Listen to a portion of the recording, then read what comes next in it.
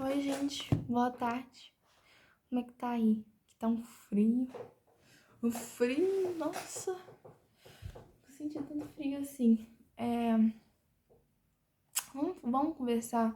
Vamos falar sobre diuréticos. Vou falar sobre diuréticos. Aí depois eu vou gravar sobre antiarrítmicos, antihipertensivos e digitálicos. Hoje vai ser sobre diuréticos. Temos uma, duas, três, quatro, cinco folhas. Menor que tecido adiposo. Diuréticos, gente, eles são drogas que têm como objetivo eliminar a água, né? Você retirar a água. Excreção de água, né? Então, assim, bonitinho o conceito deles são, diuréticos são drogas que aumentam a excreção, a eliminação de água e sais minerais e reduzem o volume de fluido extracelular.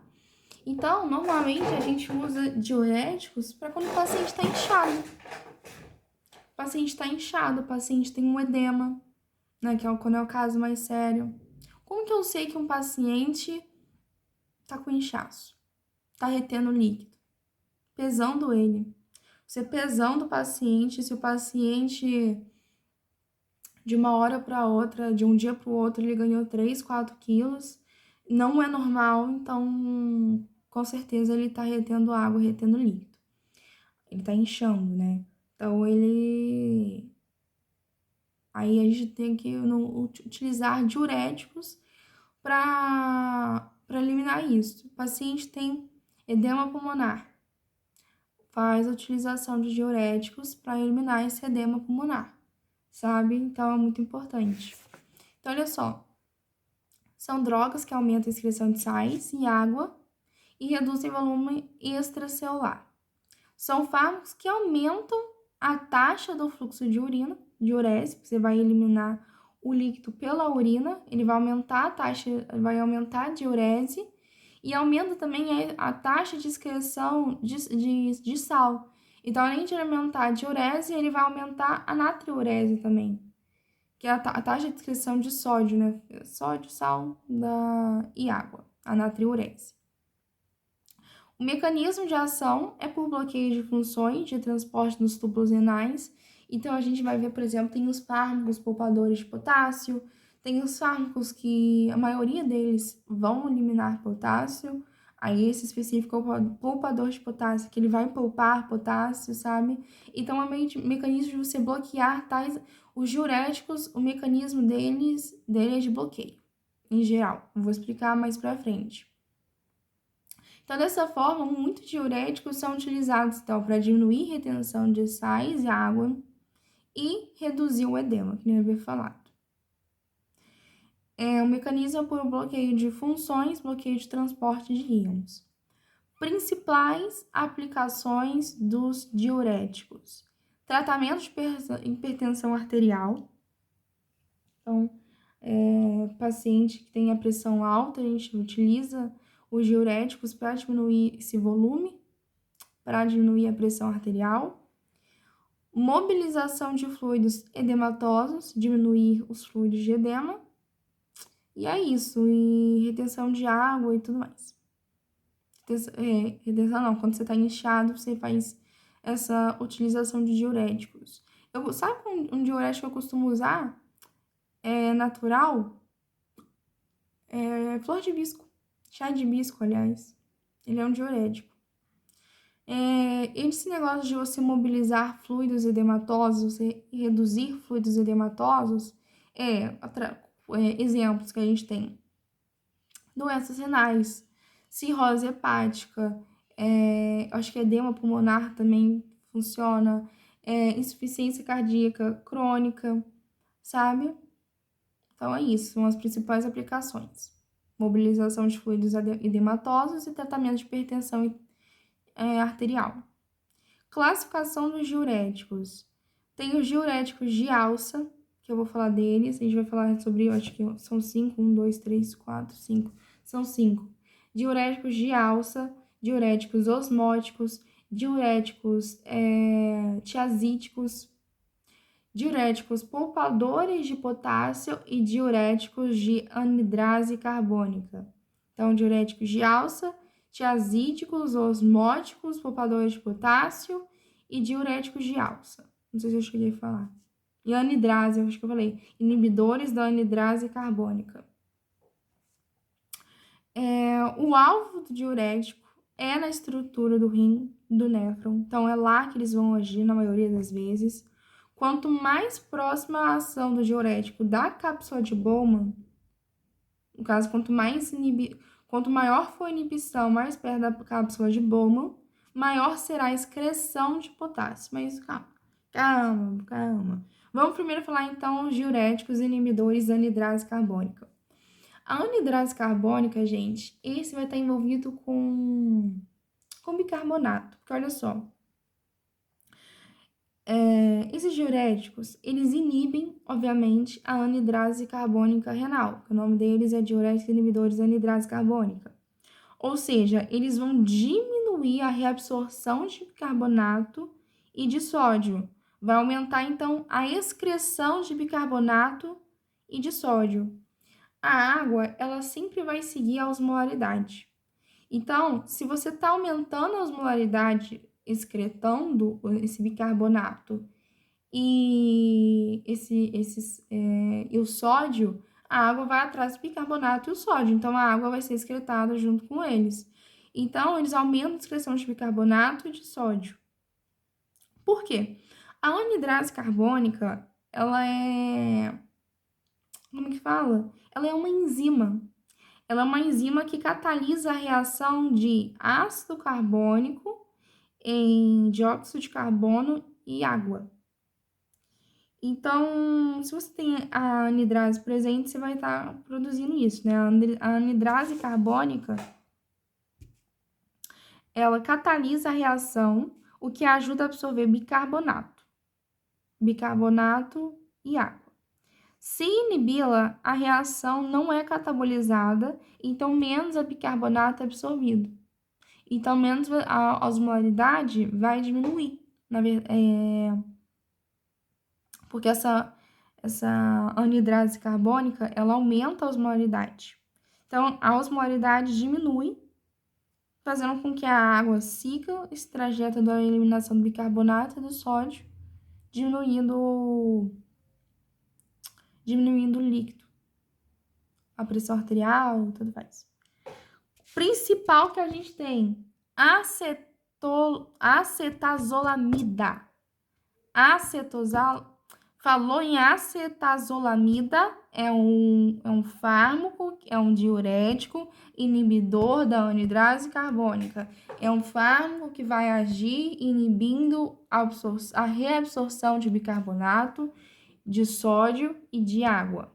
Quando a gente usa esses tipos de diuréticos, o principal deles é a anidrase carbônica. Quando que a gente vai usar? Peraí, deu sede.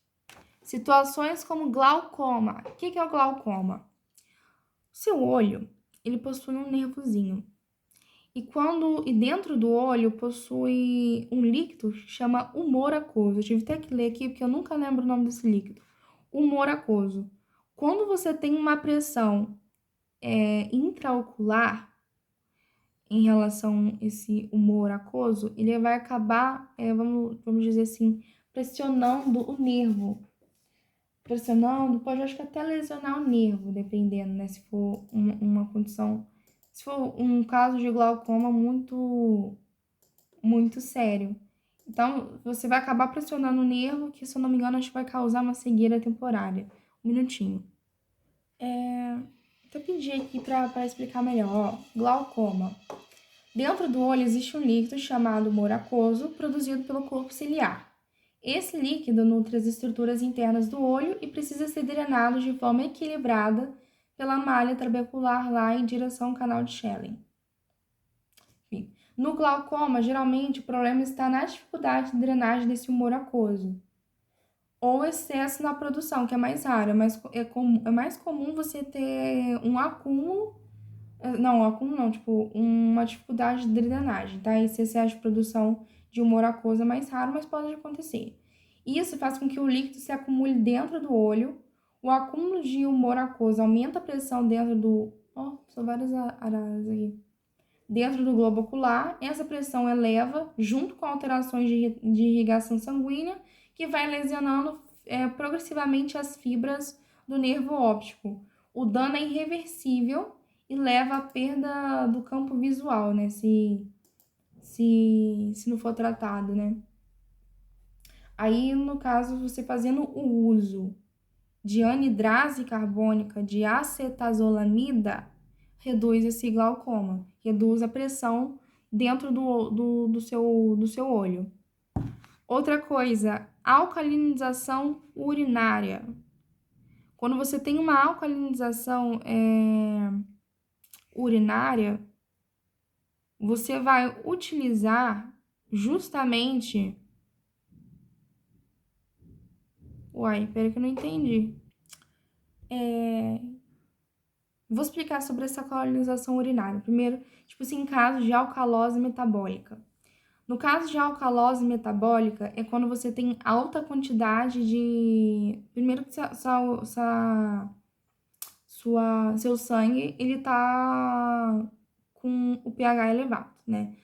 Acho que acima de 7,45 já é considerado alcalose. Então, você tem uma alcalose lá. Metabólica, por quê? Porque você vai estar com grandes quantidades de bicarbonato. Acho que é grandes quantidades de bicarbonato e baixa de dióxido de carbono. O que acontece? Você ao utilizar esses diuréticos, eles vão, então, se você está utilizando por exemplo, uma acetazolamida, vocês não concordam que você vai estar urinando, vai estar eliminando bicarbonato? Então, vai diminuir a quantidade de bicarbonato presente no teu sangue? Isso vai fazer com que haja um equilíbrio de bicarbonato com dióxido de carbono. Então, vai meio que, vamos dizer assim, tratar essa alcalose metabólica, sabe? E no caso dessa alcalinização urinária, a gente utiliza ele justamente para quando a gente quer alcalinizar a urina. Quando a urina está muito ácida, está tendo muita eliminação, por exemplo, de ácidos fracos, como aspirina, urina ácida não pode acontecer. Então, a gente faz a utilização desses fármacos na tentativa também de equilibrar esse pH da urina para ela não ficar tanto ácida assim, né? E é isso. Mas todo fármaco tem suas consequências, né? Os diuréticos inibidores de anidrase carbônica, acetazolamida, por exemplo, o que ele vai produzir no nosso corpo? Bicarbonatura, porque você vai estar eliminando bicarbonato, a urina fica mais alcalina, né? Aí você vai causar aquela alcalose urinária. Pode acontecer se houver um desbalanço, uma acidose metabólica hiperclorêmica. Porque a partir do momento, se tiver em excesso, tá? Se tiver um desbalanço aí, você vai estar eliminando bicarbonato. Se for em excesso, o sangue vai ficar mais ácido. Então, você vai ter uma acidose. Metabólica, por quê? Porque vai estar baixa quantidade de bicarbonato e alta de dióxido de carbono, CO2. Hiperclorêmica, porque acontece? Normalmente, quem vai substituir o bicarbonato, quando ele é perdido, é o cloreto. Então, se você tem muito bicarbonato perdido, o cloreto vai lá aumentar as alturas. Por isso, você vai ter uma acidose metabólica hiperclorêmica, né? Se houver um desbalanço, tá? Então, o sangue fica mais ácido, tem mais bicarbonatura, vai ter mais cloreto, hipercloreto e tudo mais, e é isso. Então, diuréticos inibidores da anidrase carbônica é isso. Qual o exemplo que eu dei mesmo? Isso, a acetazolamida. Uma coisa que eu esqueci de falar é que esses diuréticos, Tá vendo que a gente não usa ele para tratar hipertensão arterial? Então, porque eles são mais fraquinhos. Vamos dizer assim, né? Que eles são mais fraquinhos, assim. Então, por exemplo, realmente, para tratar glaucoma, geralmente é um colírio que pingula lá e vai diminuir a pressão, reduzindo o líquido, né? Intraocular. Ó. Isso que eu já falei. Diuréticos osmóticos agora. Os diuréticos osmóticos, eles são fármacos que têm como característica a facilidade deles serem filtrados. Porque eles são osmóticos, gente. Então, assim, a água vai estar toda a favor deles. Lembra que a água, ela não aumenta, a água não aumenta, a água não segue a osmolaridade? Então, aí ele vai ser justamente para isso. Ó, ele tem baixa reabsorção pelos túbulos renais, eles aumentam a osmolaridade do líquido tubular, diminuindo a reabsorção de sódio e água. Enquanto da anidrase carbônica a gente tinha o bloqueio, vamos dizer assim, da reabsorção do bicarbonato, esse daqui vai ser só da água e do sódio, porque ele é osmótico, ele vai aumentar a osmolaridade. Por isso que ele é tão fácil assim de ser eliminado, sabe? Tipo assim, esse diurético, como que a água segue a osmolaridade. Se ele aumenta a osmolaridade, ele vai ser eliminado junto, sabe? Com o sódio, com a água em si.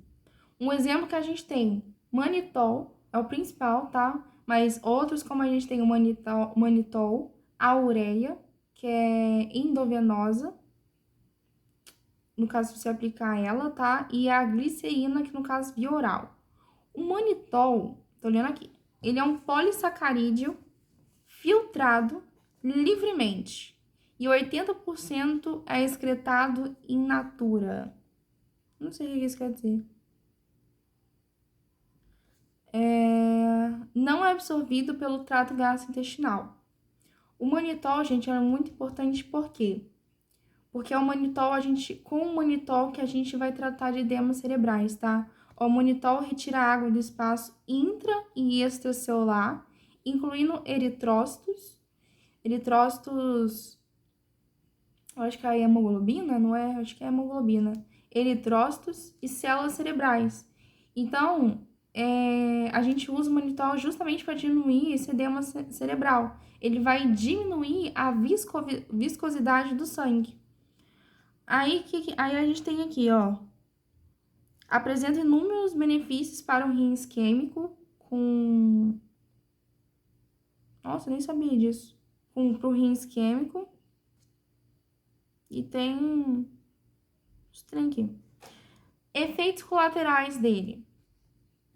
Acidose metabólica hiperclorêmica. Por quê?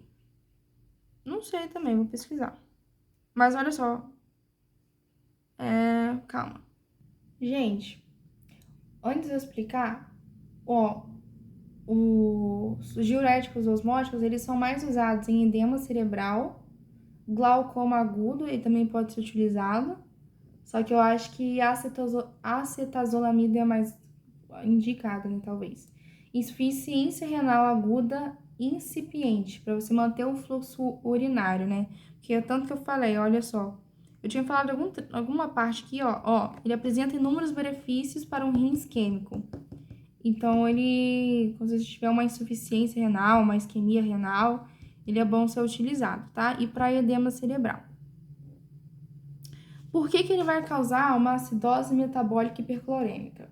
Porque, ó, perda do bicarbonato. Se você está aumentando a osmolaridade, você vai, justamente foi o que eu falei, você vai perder o bicarbonato. Se for exagerado, o sangue vai ficar mais ácido, metabólico, porque vai ter baixo bicarbonato e alta quantidade de dióxido de carbono, CO2, e hiperclorêmica, porque quem substitui o bicarbonato é o cloreto. Por isso, tanto que aqui é assim, ó, perda de bicarbonato. O aumento do fluxo tubular pelo manitol arrasta eletrólitos, incluindo sódio, potássio e bicarbonato. A perda de bicarbonato na urina faz ter a queda do bicarbonato plasmático, sodômio metabólico, blá, blá, blá, blá, blá. Não é novidade, já expliquei sobre isso. Outra coisa que acontece é que o manitol pode acontecer dele dar cálculos renais. Por quê? Ele vai eliminar a excreção, ele vai aumentar a excreção de cálcio. E isso vai formar cristais, pode formar cristais dando cálculos renais. Tanto que tem aqui, ó, ele causa cálculos renais devido a fosfatura, eliminação de fosfato, hipercalciúria, porque ele vai eliminar vai estar eliminando bastante cálcio, hipocitratura, não sei o que é isso, e sais de cálcio, e os sais de cálcio são solúveis em pH alcalino. Ele também causa perda renal de potássio, potencial negativo, fosfatura. Tá, isso aqui eu falei. Sonolência pode causar parestesias após altas doses, tá? Reações de hipersensibilidade, pode desencadear encefalopatia hepática em cirróticos devido à redução e eliminação de NH4 e as complicações. Sobrecarga cardíaca por hipervolemia, distúrbios eletrolíticos variar. Ai, gente, vou ficar lendo isso aqui não. Calma. Vamos pegar o principal aqui pra gente entender. Ah, uma curiosidade. Diabéticos descompensados têm diurese osmótica pela hiperglicemia, que eleva a osmolaridade do líquido tubular e você tem uma glicosúria. Você vai ter eliminação de glicose pela urina. Diuréticos osmóticos. Ele vai causar acidose metabólica hiperclorêmica também, cálculos renais e perda de potássio. Vamos entender isso. Utilizado para edema cerebral, insuficiência renal, tem benefício para pacientes que possuem isquemia renal. Glaucoma também pode ser utilizado, mas eu acho que é pouco, glaucoma agudo. São fármacos que aumentam a osmolaridade. Então, você está aumentando a osmolaridade. No caso, quando você fala que você, que você tem aumento da osmolaridade, se eu não me engano, é aumento da excreção de substâncias, de sais minerais. E a água sempre vai seguir esses sais, ela vai querer ir do meio menos concentrado para o mais concentrado. Então, por isso que ela vai ser eliminada junto, sabe? E foi que eu falei, que é uma curiosidade, que em diabéticos descompensados, a diurese ela vai ser aumentada pela hiperglicemia, aí que vai elevar a osmolaridade, você vai ter uma glicosúria, uma eliminação da glicose pela urina. Então, diuréticos inibidores da anidrase carbônica foi, diuréticos osmóticos foi. Falta agora eu falar de diuréticos de alça, tiazídicos e... tem mais um. Diuréticos de alça, tiazídicos e osmóticos eu falei, eu acho. E diuréticos poupadores de potássio, esse eu sempre esqueço. Em relação aos diuréticos de alça, eles são os mais potentes que a gente tem, tá? O mais comum diurético que a gente tem é a furosemida. Ela não é única. A gente tem a furosemida, o ácido etacrínico, bumetanida e torazemida. Tudo com mida, né? Menos esse etacrínico aqui. Furosemida, bumetanida e torazemida, e tem o ácido etacrínico. Em que? Por que eles são os mais potentes? Porque eles são justamente localizados, eles vão agir na parte das alças de Henle, né? Que tem aquelas alças espessas, alças mais finas, se eu não me engano, não me recordo muito bem. Água segue o sal, então quanto mais sal é eliminado, mais água também, a osmolaridade. Só que assim, aí devido à urina fica mais clarinha, você tá eliminando mais água, né? Mas isso significa que você também tá tendo perda de eletrólitos. Por que eles são eles ficam na alça, né? A alça é aquela parte em que ela mais vai Se eu não me engano, é a parte que mais filtra, que mais forma urina. Minutinho. Gente, em relação à alça de Henle, eu falei errado. Porque assim, é na alça de Henle que acontece a maior parte de reabsorção de, por exemplo, tá anotei aqui, ó, de sódio, potássio, cloro. Sódio, potássio e cloro. Então, assim, se você tem diuréticos que estão inibindo essa alça, você vai estar eliminando esses eletrólitos, certo? Então, por isso que ele é o mais potente, porque você vai estar eliminando bastante eletrólitos. Diuréticos de alça são inibidores do cotransporte, acho que é cotransporte, não, só tá aqui escrito só transporte, mas é cotransporte, eu acho. Do cotransportador, do cotransporte de sódio, potássio e cloro. Por isso. Só que assim, além do mais, gente, além deles inibirem isso, esse cotransporte, essa reabsorção, esses diuréticos, eles vão inibir também a reabsorção de cálcio e de magnésio. Então, só aqui, esses diuréticos de alça, eles vão inibir a reabsorção de 5 sais, 5 eletrólitos. Nos outros, no diuréticos de anidrase carbônica, era apenas o sódio e o bicarbonato. Os diuréticos osmóticos, apenas o sódio e água. Aqui são 5, por isso eles são os mais potentes. E lembra que eu falei que a água vai seguir a osmolaridade.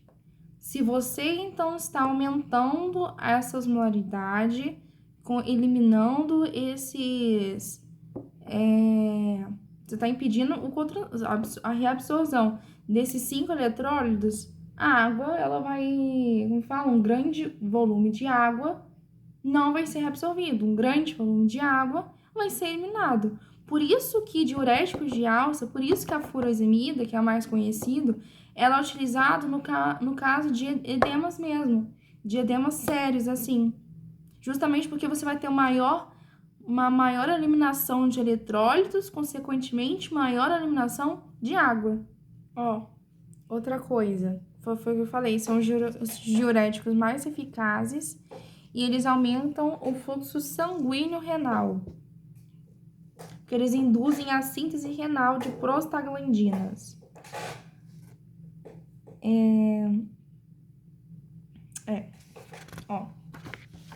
Quando a gente usa indicações clínicas, hipercalemia, quando você tem uma alta quantidade de potássio, se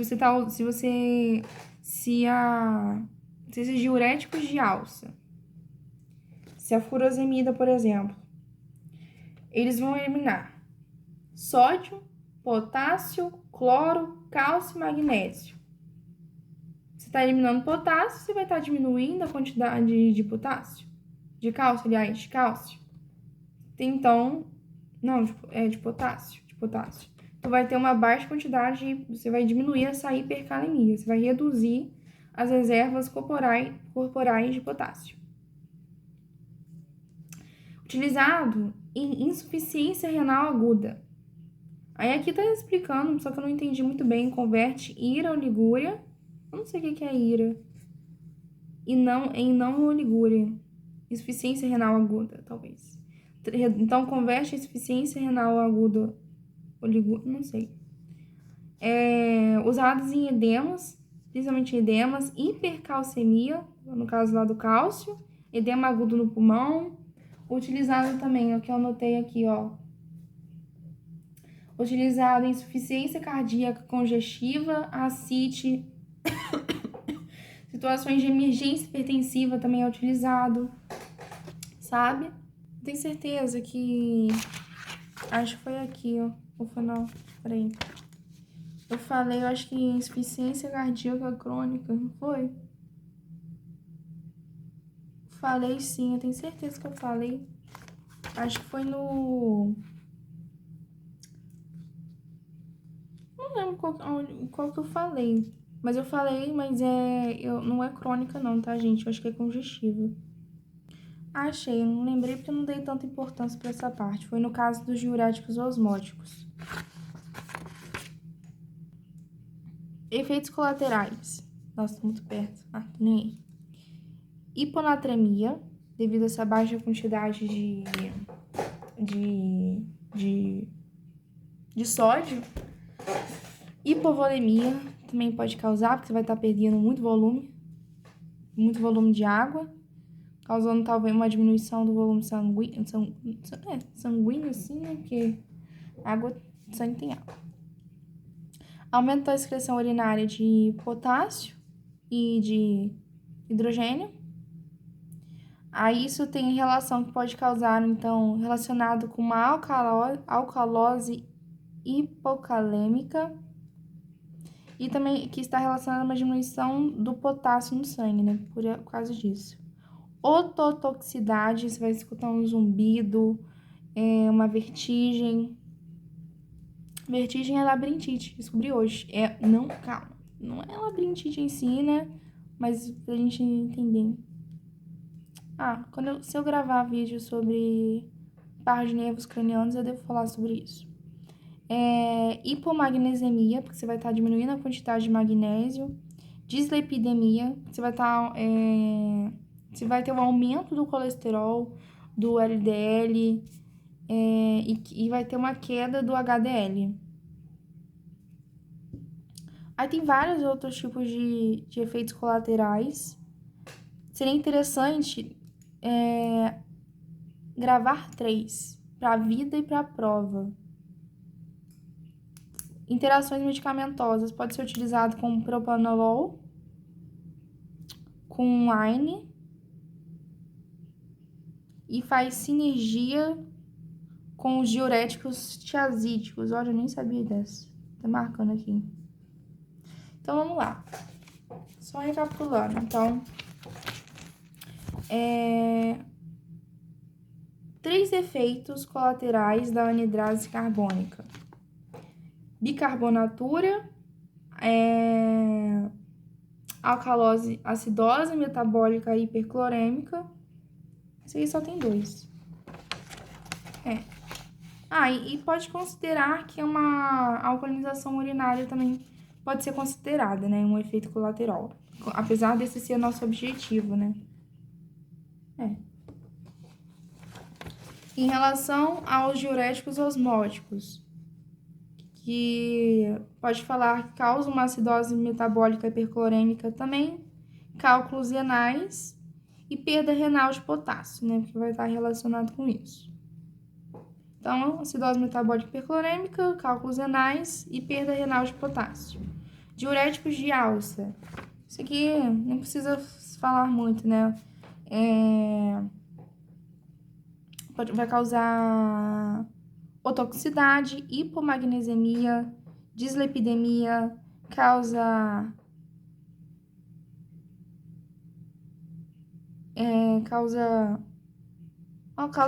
parestesia também, interessante. Dislipidemia, falei já, dislipidemia, sabe?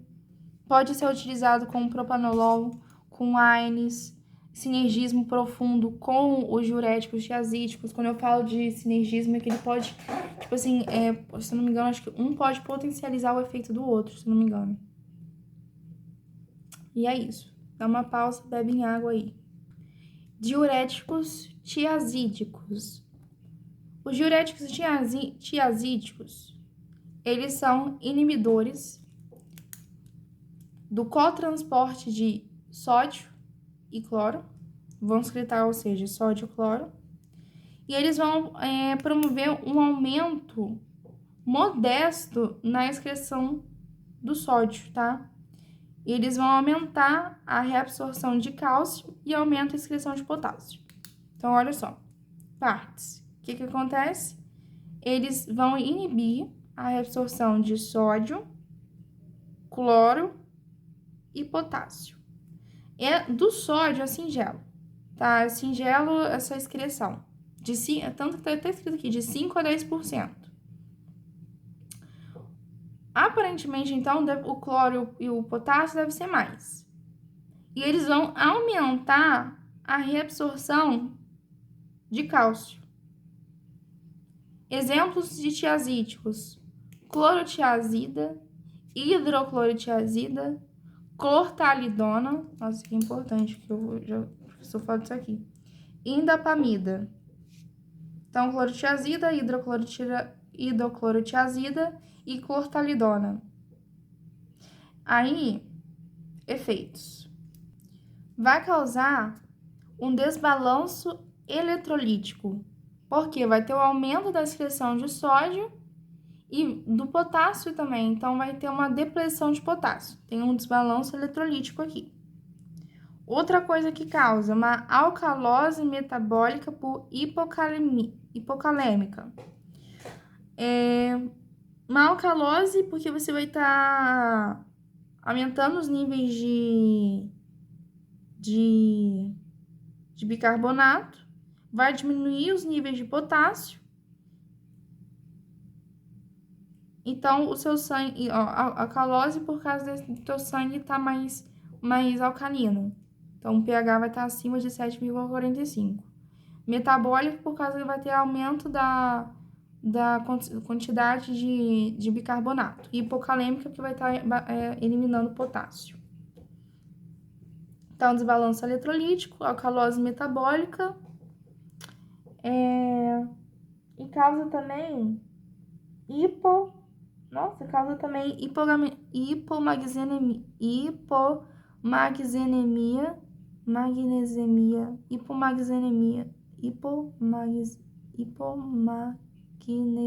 sei lá, principalmente em idosos. Causa hiperuricemia e gota, tá? E na gravidez, causa hipoperfusão placentária e na amamentação, secretados no leite. Causa hipercalcemia também, tá? É incomum, mas causa, aí você tem que procurar outras etiologias. Quando que a gente usa esses diuréticos tiazídicos? Novamente, os tiazídicos, você vai ter eliminação de potássio, de sódio e de... Qual outro? Eu falei potássio, sódio e cloro. E vai aumentar a absorção de cálcio.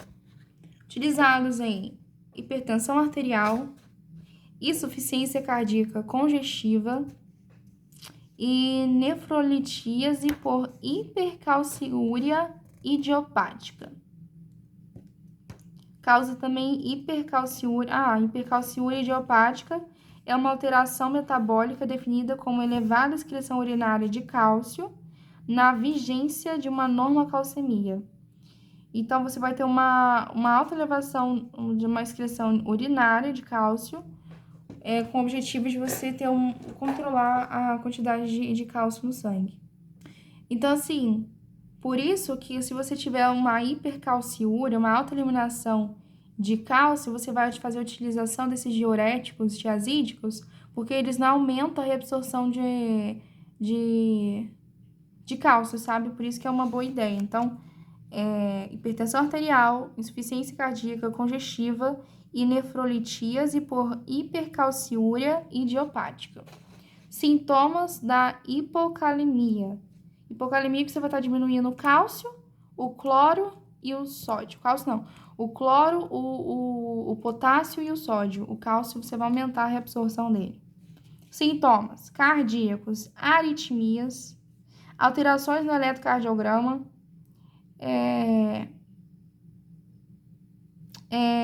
aumento da toxicidade digoxina, isso cardíacos, problemas neuromusculares, fraqueza muscular e constipação, problemas neurológicos, tonturas, irritabilidade e confusão mental. E é isso, na parte dos diuréticos tiazídicos. Agora falta falar dos diuréticos poupadores de potássio, acho que acabou. Então, depois eu vou fazer uma revisão de tudo, não tudo, só no comentário, né? Diuréticos, agora poupadores de potássio. O nome já fala, eles vão poupar potássio, eles não vão eliminar potássio. Tá vendo que a maioria elimina potássio? Olha só. Os da anidrase carbônica, no caso, eles não vão estar eliminando potássio, mas vai estar eliminando bicarbonato.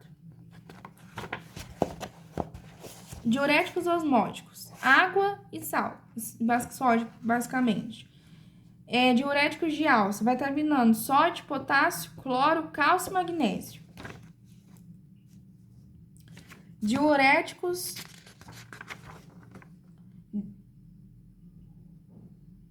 diuréticos de álcool eu falei. Os diuréticos tiazídicos, sódio, cloro e potássio. Tá, na verdade, se você for ver aqui para parar pra pensar, só 2, né, que vai estar eliminando potássio. Mas os outros vai ter relação também. E tem então, os diuréticos poupadores de potássio. Você vai ter, normalmente, a eliminação do potássio tá associada com a reabsorção do sódio. Então, você costuma absorver sódio e eliminar potássio. Esses diuréticos, eles vão ser antagonistas a isso. Ou seja, menos sódio e água vai ser reabsorvidos. Então, menos potássio é excretado. Porque vai ter uma relação antagonista, foi o que eu expliquei. A reabsorção do sódio vai fazer que o potássio seja eliminado. Mas esses diuréticos vai ter ação, o efeito, está escrito, antagonizam o efeito da aldosterona no túbulo coletor.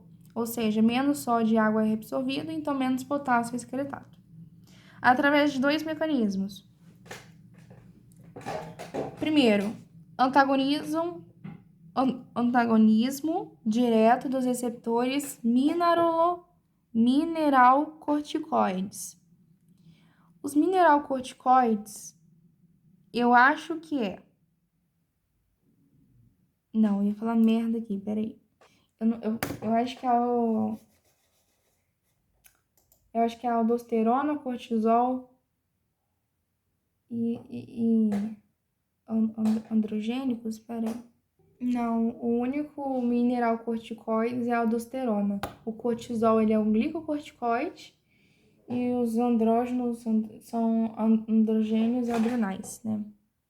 Então, o que vai atuar? Esses diuréticos poupadores de potássio, eles vão antagonizar o efeito da aldosterona, dos mineralcorticoides. Tem outros, tá? Mas a principal é a aldosterona. Um exemplo deles é a espirolactona. Ela vai bloquear o receptor da aldosterona. O objetivo da aldosterona não é você reabsorver o líquido para aumentar a pressão arterial. Então, se você está bloqueando, tanto que... Quer ver que são esses que vão... Calma, né? Calma. Então, se você está bloqueando o receptor da aldosterona, a aldosterona não vai funcionar. Então, você não vai reabsorver sódio e nem água. Você vai eliminar eles na urina. Então, o principal são 2 mecanismos que vai agir, tá? O que você vai bloquear os receptores mineralcorticoides e a espirolactona. Outra maneira é você vai inibir o fluxo você vai inibir o fluxo de sódio através dos canais iônicos. Então, você vai bloquear a entrada de sódio nos canais iônicos, fazendo com que haja a diminuição da reabsorção do sódio que vai diminuir a excreção do potássio. Quem vai fazer essa inibição do fluxo? Enquanto o primeiro mecanismo você vai bloquear diretamente os receptores que tem, esse segundo você vai apenas inibir o fluxo de entrada do sódio. Olha só. E quem vai fazer isso é a amilorida e triantereno. Amilorida e o triantereno. Amilorida e o triantereno, ou trianterene, eu acho que eu escrevi errado aqui. Eles bloqueiam diretamente os canais de liberação de sódio. Enquanto a espirolactona, ela bloqueia o receptor da aldosterona. Consequentemente, afeta o funcionamento desses canais para o sódio. Então, você vai estar diminuindo a excreção do potássio. São poupadores de potássio.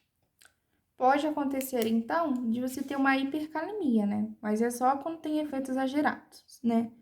Que a gente tem efeitos colaterais, hipercalemia, hiperuricemia. O que é hiperuricemia? Não sei. Hiperuricemia é excesso de ácido úrico. Acidose metabólica também ele causa, tá? Utilizado para insuficiência cardíaca congestiva, cirrose. Deixa eu ver se tem mais. Não. E cirrose, tá aqui.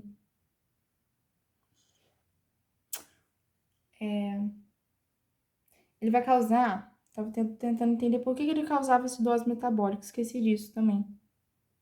Olha só.